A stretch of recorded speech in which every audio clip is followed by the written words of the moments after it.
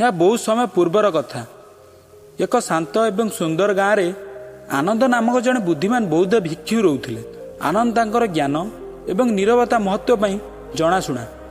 से प्रायतः ग्रामवासी की शिक्षा देउतिले जे चुप रहिबा आम जीवन में शांति एवं संतुलन आनीपे। गाँव में जड़े युवक थिले जहाँकर नाम थिला सूरज। सूरज बहुत कथबार्ता एवं उत्साही थिले। से सबुबले कथबार्ता जारी रखिथिले। तांकर शब्द रे कोनोसी गुरुत्व अछि कि नाही या ठीक कि भूल, जेकोसी आलोचना रे तांकर मतामत देवार अभ्यास थिला। तांकर ए अभ्यास द्वारा लोक माने असुविधार पड़िले, किंतु से निजे याकू बुझी पारिले नाही। दिने गाँवर किछि लोक माने आनंद निकट को आसी सूरज को अभ्यास विषय अभियोग करथिले। आनंद हसी हसी कहले, मते सूरज सह कथा हेबाकू पड़िबो। परदिन आनंद सूरज को तांको आश्रम को डाकिले। सूरज सेठारे खुशी रे पहुंची कहले, गुरुजी तुमे मते डाकिल? आनंद कहले, हाँ सूरज, मु तुमको एक कहानी कहबाकू चाहे। सूरज उत्साह सहित कहले, हाँ गुरुजी, मु निश्चित शुणिबी। आनंद आरंभ कले, यह बहुत दिन पूर्वर कथा। जड़े राजा थिले जे बहुत ज्ञानी और न्यायवान थिले। तांकर चंद्र नामक जड़े विश्वस्त मंत्री थिले। चंद्र राजांकर प्रिय थिले एवं सर्वदा तांको परामर्श को अनुसरण करुथिले। किंतु गोटे जिनिस थिला जहाँ चंद्र को असुविधार पकाइला। राजांकर प्रत्येक छोट एवं बड़ जिनिस उपरे तुरंत प्रतिक्रिया करिवार अभ्यास थिला। यह आवश्यक कि नुहे, राजांकर कहिवार अभ्यास थिला। चंद्र भाविले जे राजा को चुप रहिवार महत्व विषय शिक्षा दिया उचित। दिने चंद्र राजा को कहले, हे महाराज, मु आपन को किसी गुरुत्वपूर्ण कथा कहबाकू चाहे। राजा कहले, अवश्य। चंद्र कहले, महाराज तुमे जानिछ कि नीरवर केते शक्ति अछि? बेले बेले चुप रहिबा बुद्धिमान अटे। राजा याकू हालुका भाव कहले, मु बुझुची, किंतु मु राजा, मते कहबाकू पड़िबो। चंद्र राजा को परीक्षा करने परामर्श देइथिले। से कहिथिले, महाराज चलो एक सप्ताह पई परीक्षा करिवा। यही समय मध्य जितेबाला तुमे संपूर्ण आवश्यक सेतेबाला कहिबो। आसंतु देखिबा फलाफल कौन हेउछि। राजा चंद्र सह राजी हेले एवं शुणाणी आरंभ होला।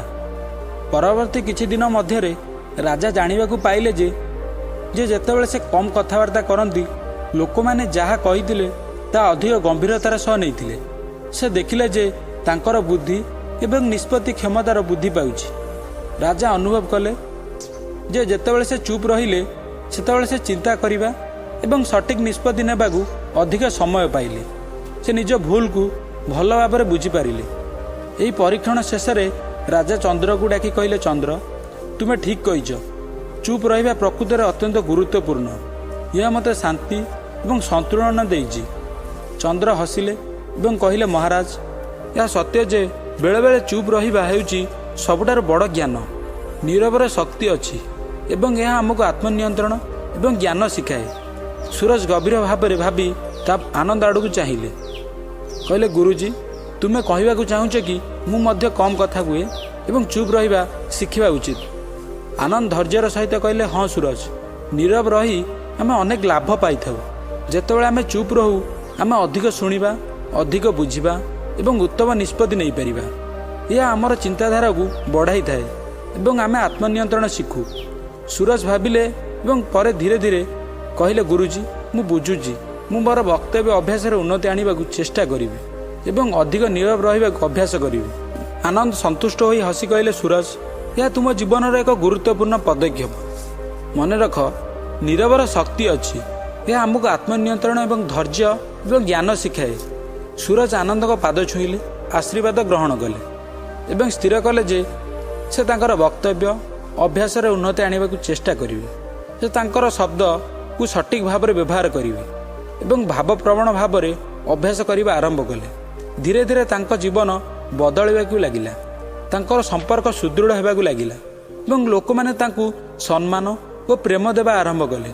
आनंद सूरज को देखि गर्वित अनुभव कले एवं भाविले, जदि प्रत्येक व्यक्ति नीरवतार महत्व को बुझंती, यह अनुसरण करती, तेबे यह जगत रे केते सुंदर एवं शांतिपूर्ण हो पारिबो।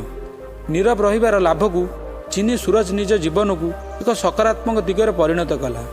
यहीपरि आनंद एवं सूरज का कहानी गाँ लोक चुप रहिबार महत्व विषय एक गुरुत्वपूर्ण शिक्षा देला। समस्त एक प्रतिश्रुति नेले जे ଯେ ସେମାନଙ୍କର ଶବ୍ଦକୁ ସଠିକ୍ ଭାବରେ ବ୍ୟବହାର କରିବେ ଏବଂ ନୀରବତା ପାଳନ କରିବେ।